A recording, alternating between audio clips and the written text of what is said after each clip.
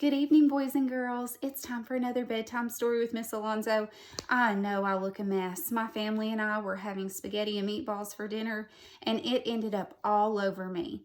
But before I could clean up, it sparked an idea about a book that I love to read to Victoria sometimes for bed.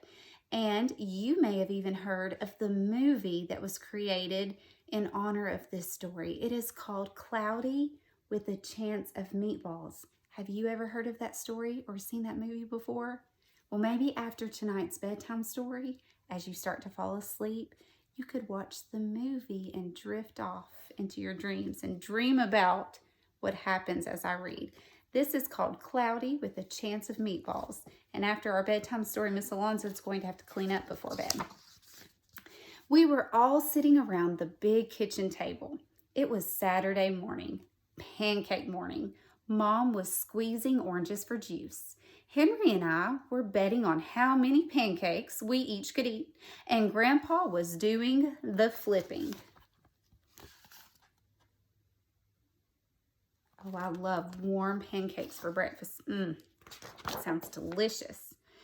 Seconds later, something flew through the air, headed towards the kitchen ceiling. I think I know what it is. Do you see? Oh no, it's the pancake, and I bet this is why that happened. The dog is chasing the cat. Do your pets ever do that? Right when you're in the middle of something, they just get in a running fit and want to play. That pancake landed right on Henry. After we realized that the flying object was only a pancake, we all laughed, even Grandpa. Breakfast continued quite uneventfully. All the other pancakes landed in the pan, and all of them were eaten, even the one that landed on Henry. Look at that pancake on Henry's face. Did you notice that our first two pages are all in black and white? Some stories use black and white pictures. Others use only color. I wonder if this one is only going to be black and white, or if we'll see some colored pictures as we read. That night, touched off by the pancake incident at breakfast, Grandpa told us the best tall tale bedtime story he'd ever told. Across an ocean, over lots of huge bumpy mountains, across 3 hot deserts, and 1 smaller ocean, there lay the tiny town of Chew and Swallow. There's Grandpa telling a bedtime story. And as he's telling the story, I noticed that on this page, I see some pretty bright colors. Maybe we will have some colored pictures. In most ways, it was very much like any other tiny town. It had a main street lined with stores, houses with trees, and gardens around them, a schoolhouse, and about 300 people, and some assorted dogs and cats. It looks like our little town of Manchester. Do you see that town? That is Chew and Swallow. But there were no food stores in this town. They didn't need any. The sky supplied all the food they could possibly want. The only thing that was really different about Chew and Swallow was its weather. It came 3 times a day, at breakfast, lunch, and dinner. Everything that everyone ate came from the sky. That would be so helpful, not having to worry about cooking. Whatever the weather served, that's what they ate. But it never rained rain. It never snowed snow. And it never blew just wind. It rained things like soup and juice. It snowed mashed potatoes and green peas. And sometimes the wind blew in storms of hamburgers. Ooh, there's the juice. And I see the peas and then those big juicy burgers. That would be so neat to be craving a burger, and here it comes flying down from the sky. The people could watch the weather report on television in the morning, and they would even hear a prediction for the next day's food. So instead of finding out if it's going to be sunny, rainy, or snowy, they would find out what they could have for breakfast, lunch, and dinner for weather. When the townspeople went outside, they carried plates, cups, glasses, forks, spoons, knives, and a napkin with them. That way they would always be prepared for any kind of weather. If there were leftovers, and there usually were, the people took them home and put them in the refrigerators in case they got hungry between meals. Look at all this food falling from the sky. I am not sure I would have room for leftovers. My goodness. The menu varied. By the time they woke up in the morning, breakfast was coming down. After a brief shower of orange juice, low clouds of sunny side-up eggs moved in, followed by pieces of toast, butter and jelly sprinkled down for the toast, and most of the time it rained milk afterwards. They're just under their tree, and look at all those animals in the tree, and they're all eating breakfast. For lunch one day, frankfurters already in their rolls blew in from the northwest at about 5 miles an hour. There were mustard clouds nearby. Then the wind shifted to the east and brought in baked beans. A drizzle of soda finished off the meal.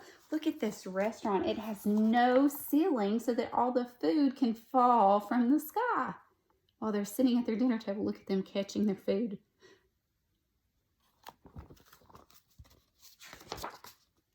Dinner one night consisted of lamb chops, becoming heavy at times with occasional ketchup.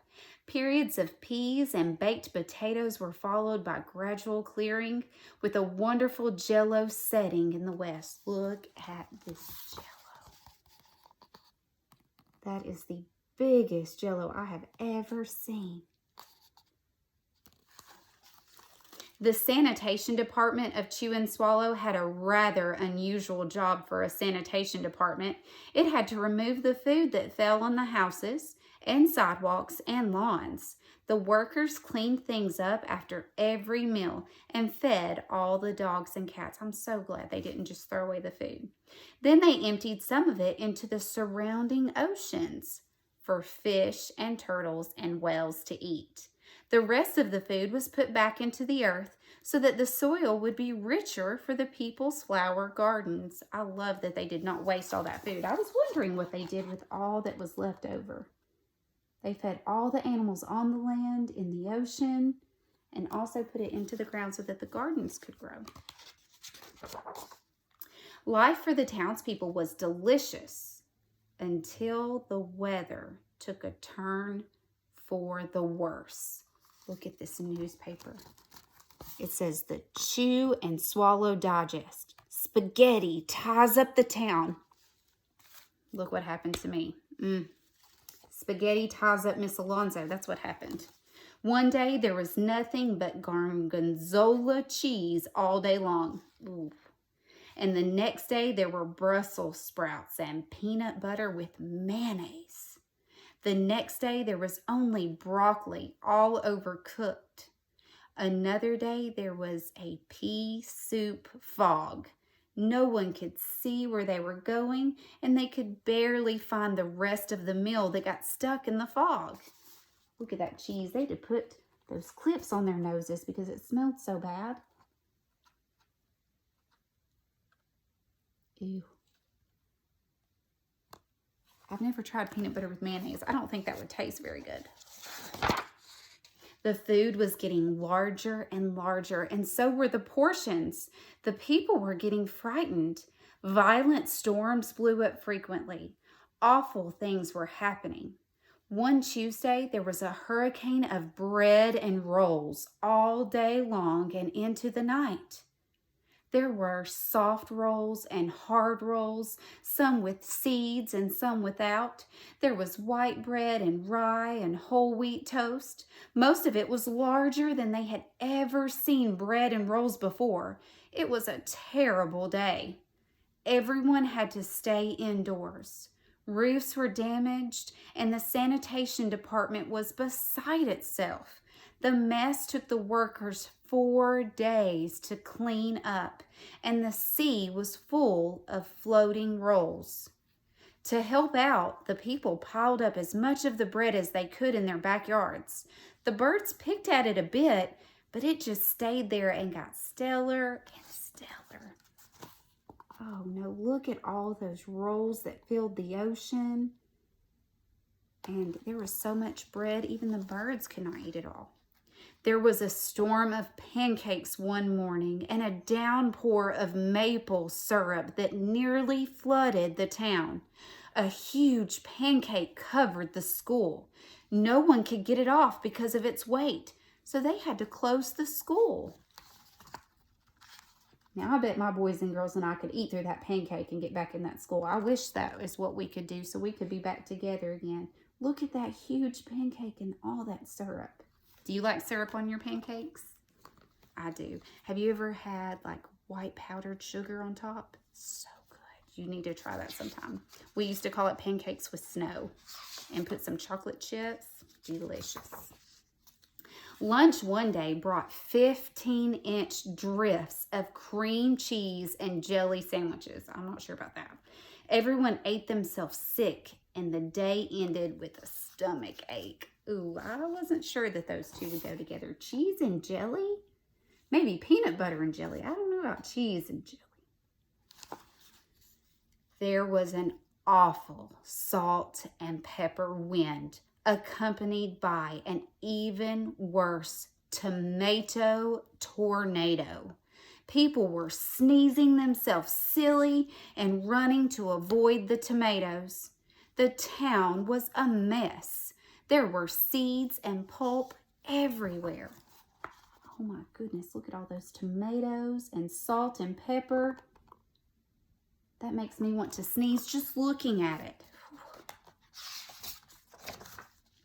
The sanitation department gave up. The job was too big. Everyone feared for their lives. They couldn't go outside most of the time. Many houses had been badly damaged by giant meatballs.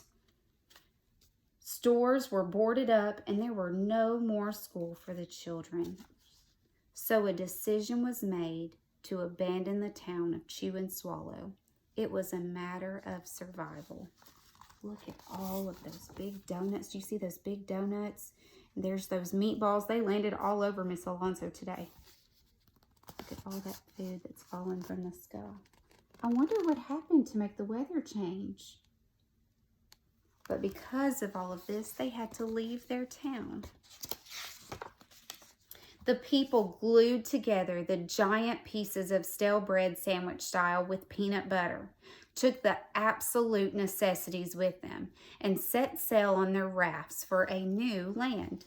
They built sails and rafts.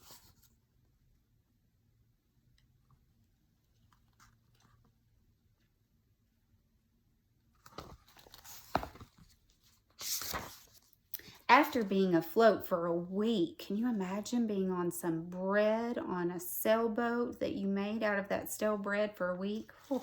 They finally reached a small coastal town, which welcomed them. The bread had held up surprisingly well enough for them to build temporary houses for themselves out of it. They used the bread to build houses.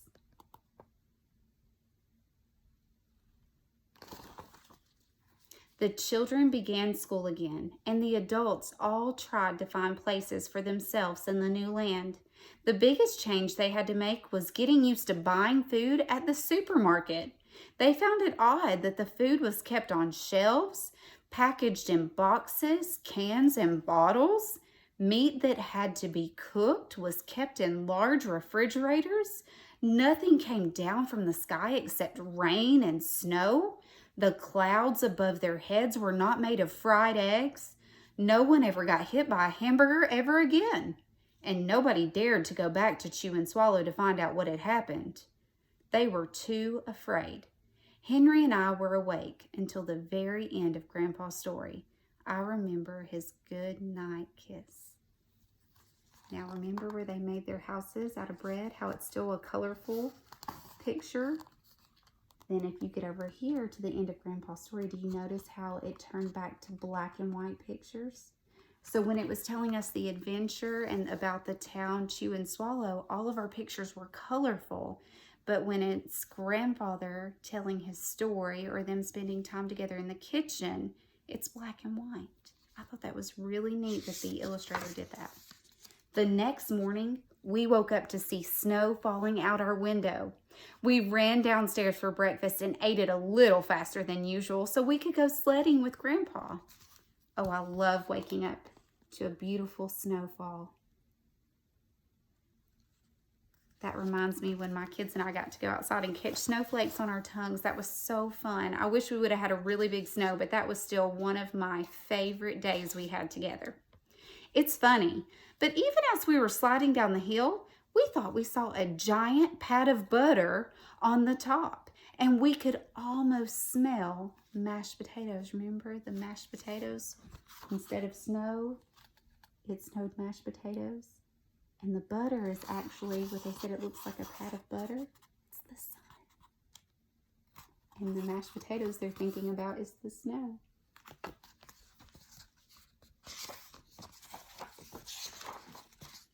The end. There's their family on the back.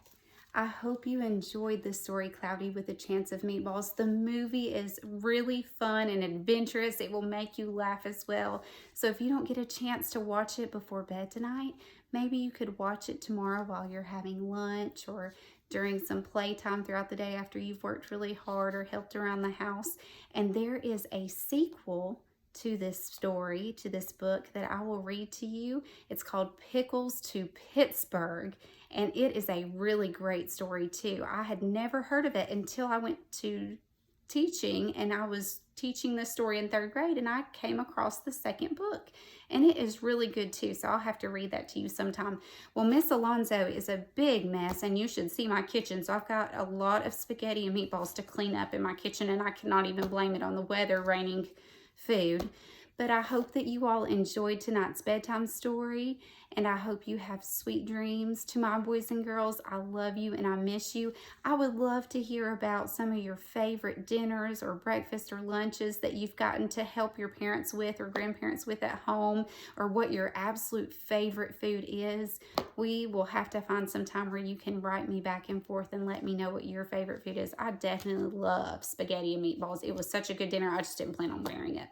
Good night, boys and girls. I love you and I miss you. Sweet dreams.